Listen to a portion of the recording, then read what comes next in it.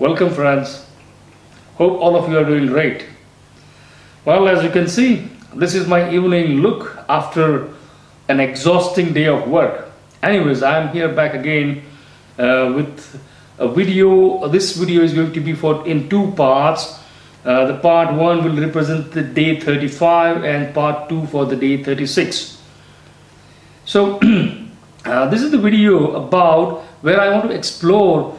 If you remember, in the previous video I mentioned about two mainstream paths for spirituality: the path of surrender and love and the path of awareness. So in these two videos we will explore one by one each of these paths. Now, before we explore the paths, I would like to clarify something. What do you think is the need for a spiritual path? My question is like, why do we need spiritual path? What are we eventually going to get from a spiritual path? Well, of course I am going to share my views, but I would recommend that you take time and think about it before moving forward with this video. Make a pause and take a moment to think to come up with your own response to this question. What is it that you are trying to get from a spiritual search or from a spiritual path? Well, if you have taken your time and have your own response, I would like to share my response. Why we need the spiritual path? Well, the reason we need spiritual path is because we want to experience that ultimate spiritual truth. And what is that ultimate spiritual truth? The ultimate spiritual truth, my friends, in my opinion, is that you, me, all the 7 billion people on this planet, every other creature, all the trillion together, if you put trillion forms of creature, we might have different forms, but we are one. That is the spiritual truth that I am talking about. That is the thing that I believe we are all going after. What we are searching is to reconnect to that feeling or knowing of oneness. And when I talk about oneness, I am not talking metaphorically. This is not a metaphor that we are one or we are connected. No, we are not one as the residents of this planet Earth. No, this is not what I am talking about. I am talking about we are the fibers of the same fabric. We are the fabric itself. We are not simply connected. We are one, but for some reason we are unable to see this oneness. And that is why we need a spiritual path which takes us back to this knowing. And while both the paths of awareness and the path of love and surrender, they might be different paths going to the same destination of this oneness, and they both can help us reach there. But before we explore them, I want to share a couple of examples and experiences from my own spiritual journey. Think of it like this. There is an ocean. Now, when there is ocean, there are waves in the ocean. So in an ocean, the wave rises and falls back, again rises and falls back. So there are thousands and millions of waves across all the oceans. Now imagine that every time a wave rises from the ocean, and imagine the wave also had a mind like you and me. The wave also could feel and think like you and me can do. Then what would the wave think? Like when a wave is rising, the wave feels, yes, here I am wave number 1. My name is Dhruv. I am wave number 1. There is wave number 2. There is wave number 11. There is wave number 1011. Every wave will feel it is individual. Every wave will feel I am a separate entity. But within few seconds, each of this wave will fall back in the ocean, and then they will lose their individuality, and that wave becomes the ocean. It looks like while the wave has risen, it looks like it has its own separate identity, its own separate, it is in itself an entity. It looks like, but it is not.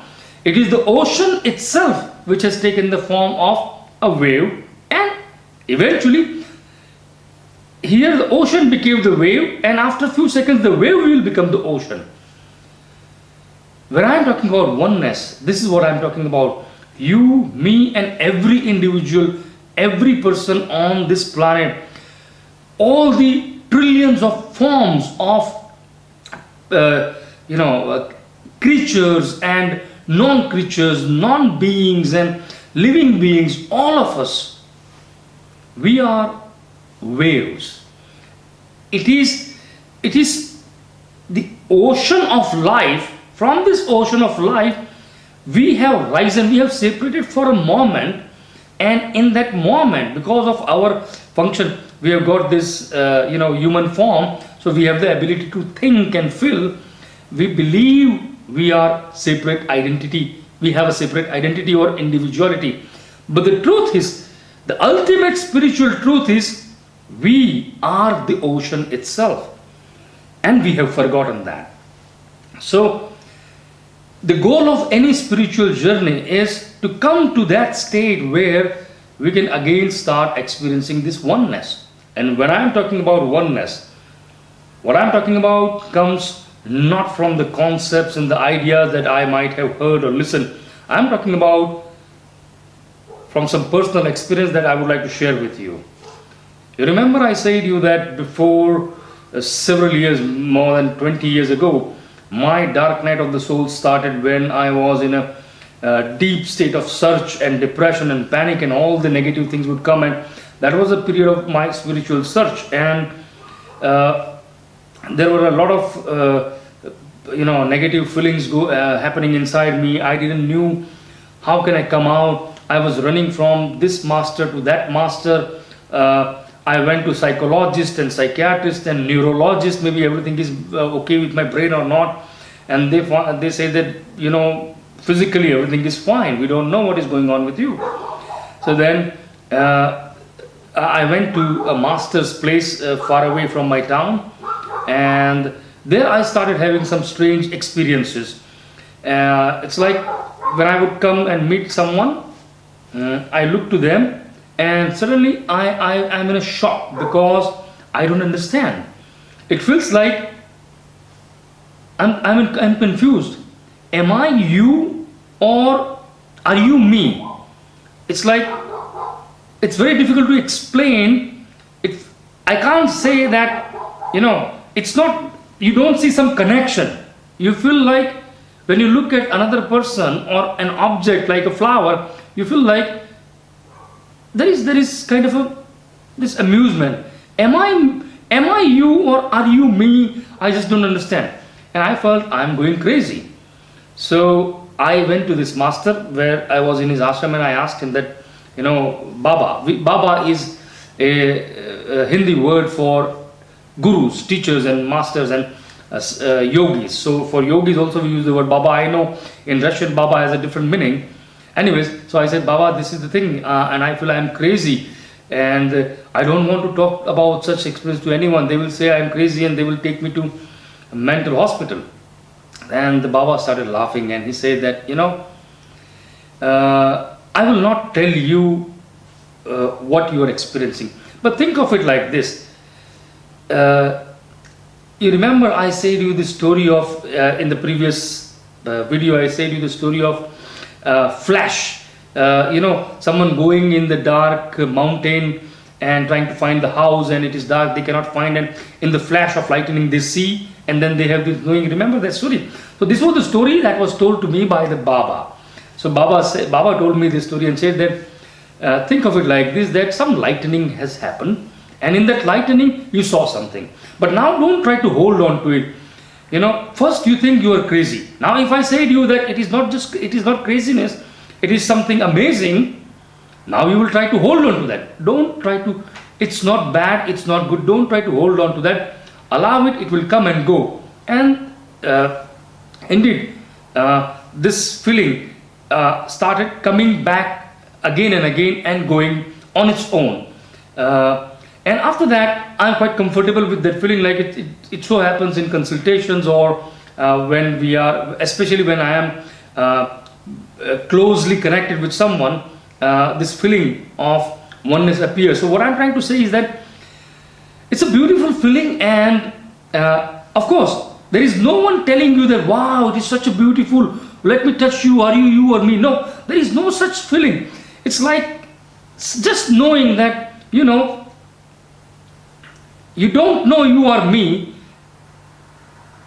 but you are me and I am you. And of course, I would not tell this to my clients when in consultation or in other settings. But anyways, what I'm trying to say is that this oneness that I'm talking about, it is not a concept, it is a fact. And why is it that we are not able to see that oneness? That answer also came to me when I was still at that Baba's ashram. So it so happened that I was lying down on the floor, and in the ashram, you know, you lie down on the floor like it's with a simple mat, and with my closed eyes. And because in India it's a very warm country, there are lots of insects running around. So one ant, you know, the small black or red ants that run around. So one of this small ant, it started running on my hand, and I was with closed eyes and trying to think about or trying to understand what is going on with me. And there is this ant running, and suddenly I had a question. Does this ant know that I, Dhruv Mehta, from this town has come to this another town, to Baba's ashram? Does this ant know that I even exist? And the answer came itself, that of course no. The ant doesn't know. The ant may know that there is something here where on which it is going, but it doesn't know who am I, what I do. Even if it doesn't know I exist, it probably, the ant, not probably, the ant definitely does not know that I, Dhruv Mehta, existed.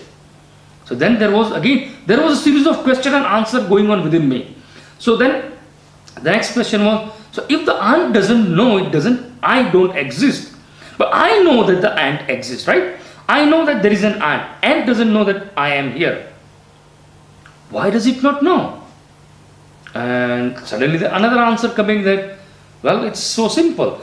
The ant doesn't know that I exist because the ant does not have the necessary resources of senses.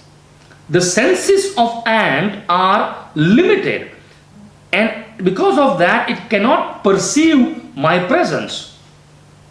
Then there was next question inside me. Why then we think that we have the most evolved senses in the universe?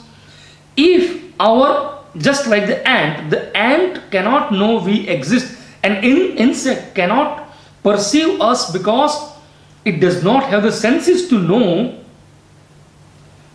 That means our perception is limited by what our senses allow us to do, right? It means even if there is something, but if there is no instrument like senses to perceive, we will never know of that existence. So why do I think, or why do we think that our perception or our senses are the most evolved senses which can see the reality as it is? The truth, my friends, is that indeed our senses, our knowledge and our perception is limited by two things. What our senses allow us to experience, but bigger than that is the mind itself. The thought controls the senses and it controls our perception, and that thought creates the illusion of separate entity. I am one here on this side of the video, you are there on the other side of video. Yes, you are different, you have a different form than me. You have a different form than me. All of you have a different form than me. But we are all different. But there is no other. There is only one which has taken different forms. Now that oneness I am talking about cannot be described. Like if I try to describe, it will be lost. And I don't say that I live in that state. It comes to me and goes. But because I know, because in the flash of lightning, I have seen the house. Nobody can take away that knowing from me. Even if God comes and say that, Dhruv, this was illusion, I know now what is illusion. Illusion, separateness is the illusion, and that is the goal of every spiritual path or every spiritual practice, to help us eliminate illusion, to help us see the illusion as illusion. And then, my friends, for the first time, we will be able to see, we will be able to know the oneness. And when we find that oneness, we may not be always happy or high, but one thing will always be there: peace. The outer world may have tornadoes and thunders and lots of movement and action, but at the center you will have a peace that nobody can take away from you. Maybe on the outside you are doing a lot of things, you are anxious, you are worried, but at the center there is still this peace, because you know you have seen the house. On the path of love, the only requirement is absolute unconditional surrender. Now this surrender could happen to any of the forms of God, or to a master, or in general to the idea of God or the creator, or to the existence or universe, whatever you say. But that surrender is so deep surrender that I give my ego, I give my head to you, master or God, and in that surrender I lose myself into you. Now when that happens, it is the same thing which I was talking about, the ocean and the wave. When you can surrender to someone so unconditionally, what has happened is that you have lost your separate identity. You have become the whole itself. That is what happened with the wave into the ocean. The wave for a moment thought that I am separate from the ocean, but the moment it falls back, it became the ocean. And that is what happens on the path of surrender. However, on the path of surrender, the beginning point is faith. You need to have faith in God or existence or some higher power or creator or whatever you give name. And let me tell you, this is not a path for everyone. But for those who can have this faith and who can surrender, this is a very juicy path, because on this path, everything is yours, because you become one with everything. And it's beautiful, because when you know, just the knowing that there is a God, just that faith could really change your life. You see, many people, when I ask them, do you believe in God? Do you believe in Creator? Do you believe in some higher power? They say yes. They say yes, but their actions clearly say that they really do not have this faith. Because imagine, if you know there is a God, so many of your problems, mental problems, your emotional pain will go away. Because if you are having troubles and difficulties in life, do you think that they are present in your life without God wanting to be part of them, part of your life? If you are facing a challenge, if you are facing financial troubles, or if you are alone without a partner, or if you have some, if you are not able to find the right job for yourself, whatever the real problems, practical problems are there, do you believe that if there is God, do you think that this is happening against God's will? No, it is God's will. Otherwise, why would it happen? But the thing is, if you really have faith in God, there is a deep relaxation inside you. If you know God is there, you know that everything that happens around me is by His will. But that's why surrender is not everyone's path. Not everybody will be able to reach through that path, because for that You require such immense faith. And that kind of faith comes from some kind of deep knowing that God exists or the universe is an intelligent system. But not everyone is fortunate. But in spite of that, if someone wants to walk on the path of surrender, all the techniques, all the ways on this path, they have one thing in common. And that one thing is offer no resistance to what is happening. Because what is happening is God's will. That does not mean that you sit in your home and do nothing. No. God has given you hands to change things, legs to run here and there and get things done, a wonderful brain and a mind to use to compute things, to find solutions. Use them and do what needs to be done or what can be done. But when something happens, take it as God's will. No resistance. Offer no resistance. That is the prime mantra for the path of love and surrender. And there are many teachers. For example, the entire Krishna movement that came from India, and you know this Hare Krishna temples, they are in practically every town. I know in your town also it is there. So that is a path of love and surrender. Surrender, unconditional surrender to Krishna.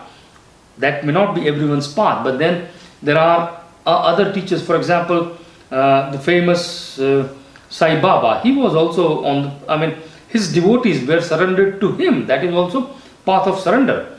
And one of the techniques that I love from the path of love and surrender is kirtan. People come together with all the musical instruments, and you are, and you know, this chanting, this kirtan happens with such an intensity that in that intensity you do not remember who you are. You forget your individual existence. You become the group of kirtan itself.